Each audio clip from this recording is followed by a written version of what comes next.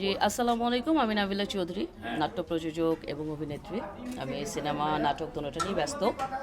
আপনাদের দোয়ায় সামনে ভালো কিছু কাজ করছি এবং করব ইনশাল্লাহ। সো আমি একজন বাংলাদেশ বেতারের লিস্টেড শিল্পীও, আপনাদের দোয়ায়। তো আমার চেষ্টা অব্যাহত আছে, থাকবে। যে অ্যাওয়ার্ড পেয়েছেন কেমন লাগে আসলে? অবশ্যই আলহামদুলিল্লাহ, একটা অ্যাচিভমেন্ট তো অবশ্যই প্রত্যেকটা মানুষের ভালো লাগে। অ্যাচিভমেন্ট কি, আমি যা করেছি সেটি আমার সার্থকতা। সো আমাকে যখন অভিনয় তো অনেকেই করছেন, তো এদের মধ্যে থেকে যখন সিলেকশন করে কাউকে নমিনেটেড করা হয়, নমিনেশন বিষয়টা তো অন্যরকম। তার মধ্যে থেকে যদি আমি অ্যাওয়ার্ড পাই, সেটার সাবজেক্টটা তো আরও বেটার। তো ডে বাই ডে আমরা কিন্তু উপরের দিকে চিন্তা করব, এই অ্যাওয়ার্ড থেকে আস্তে আস্তে স্টেপ বাই স্টেপ আরও কতটুকু উপরে যাওয়া যায়। সো এটা হচ্ছে ইন্সপায়ারের একটা জায়গা। অ্যাওয়ার্ডটা হচ্ছে ইন্সপায়ারেশন, যে আমি আমার কাজকে কতটুকু মোটিভ দিয়ে আমি আগাতে পারি, এটা হচ্ছে মেন থিং। মানে আমার চিন্তা মাত্রা। কোন কাজের স্বীকৃতি হিসেবে আপনি আজকে অ্যাওয়ার্ডটা পেলেন? আমি নাট্য প্রযোজক হিসেবে এবং আমি যে অভিনয় করেছি যে নাটকগুলোর মধ্যে, ওগুলো আমার যে সাবলীল অভিনয়। অবশ্যই অভিনয় শেখার বা যে কোনো জিনিস শেখার তো আর শেষ নেই। আমি বলবো না যে আমি দক্ষ, কিন্তু হ্যাঁ, আমি আমার 100% বা 1000% এফোর্ট দিচ্ছি। এবং সাকসেস তো আল্লাহর হাতে, আল্লাহ তাআলা যেটা বেটার মনে করেন।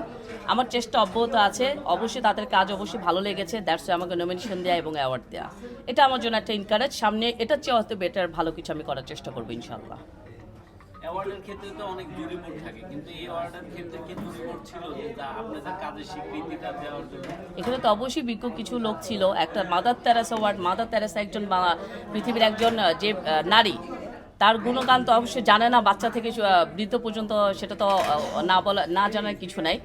তাকে মেনশন করে যেহেতু অ্যাওয়ার্ডটা দেওয়া হচ্ছে, তো ডেফিনেটলি যে বিজ্ঞ কিছু পার্সন নমিনেশন দিয়ে বা চিন্তা ভাবনা করেই এদের মধ্যে থেকে সিলেকশন কিছু করছে, হয়তো আমাদের নতুনদের থেকে অথবা পুরাতন থেকে।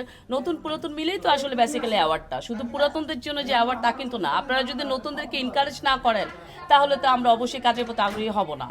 তো অবশ্যই এই জুরি বোর্ডের মধ্যে যারা ছিলেন, যারা দিয়েছেন, তাদের মধ্যে বিজ্ঞ কিছু লোকজন বসেই, স্যাররা বসেই বা আমাদের ঊর্ধ্বতন কর্মকর্তা বসেই আমাদেরকে কিছু সিলেকশন দিয়েছেন। তাদের অনুপ্রাণিতর কারণে আজকে আমাদের অ্যাওয়ার্ডটা পাওয়া। আচ্ছা, সর্বশেষ আপনার কাছে সর্বশেষ প্রশ্ন। মিডিয়াতে এই যে সিনেমা কেন্দ্রিক যদি একটু বলি, আগে আমরা দেখেছি সামাজিক মুভি হতো এবং সিনেমার মধ্যে ভাবি ক্যারেক্টার থাকতো, বন ক্যারেক্টার থাকতো। তো বর্তমানে এই ধরনের ক্যারেক্টার পাওয়া যাচ্ছে না। তো আসলে এই বিষয়ে কি বলবেন?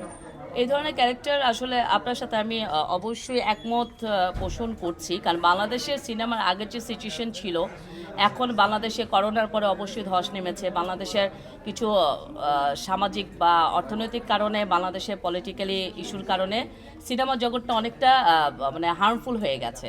তো সেই ক্ষেত্রে একটা বাজেট থাকে, যে বাজেটটার কারণে আসলে হয়ে ওঠে না। যে আর এখনকার রেমিনেশন দেখা যায় যে একটা ভালো মুভি করলে তার যদি একটা রেপুটেশন হয়ে যায়, তার রেমিনেশনটা অনেক হাই হয়ে যায়। যার জন্য আদার্স যে যারা কাস্টিং হচ্ছে, তাদের রেমিনেশনটা আসলে মিলে না। দ্যাটস ওয়াই সব কিছু বাজেট ইস্যুর কারণেই কিন্তু অন্যান্য যে ক্যারেক্টারগুলো সেটা ইন্টারাপ্ট হয় না। এটা আমাদের জন্য অবশ্যই হার্মফুল, কারণ আপনি যদি অন্যান্য ক্ষেত্রে না নেন, তাহলে সেক্ষেত্রে তারা কাস্টিং কিভাবে পাবে?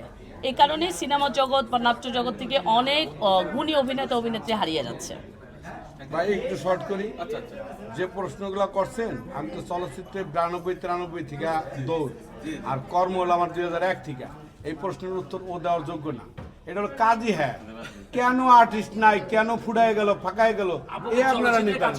ও নতুন কাজ করতে, সেটা নিয়ে বলে। হ্যাঁ, আমি চলচ্চিত্রে নাবিলা। আমি বর্তমানে একটা মুভি করেছি, বউ, সামনে রিলিজ হবে। ডিএ তায়েব নায়িকা ববি, এবং 31 তারিখে সরকারি অনুদানে একটা ছবি দেনা পাওনা, সেখানে আমি কাস্টিং। 31 তারিখে মুভি হচ্ছে। সামনে একটা বিগ বাজেটের মুভি শরৎচন্দ্রকে নিয়ে, সেটাতেও আমি কাস্টিং। আমি ভালো বেছে কিছু অথেন্টিক কাজ করি, যেটাতে মানুষ শিক্ষণীয় কিছু শিখতে পারবে। তো আশা করি ইনশাল্লাহ যতটুকু এখন আমাকে দেখছেন, সামনে আর একটু ভালো কিছু নিয়ে আমাকে আরও দেখবেন ইনশাল্লাহ।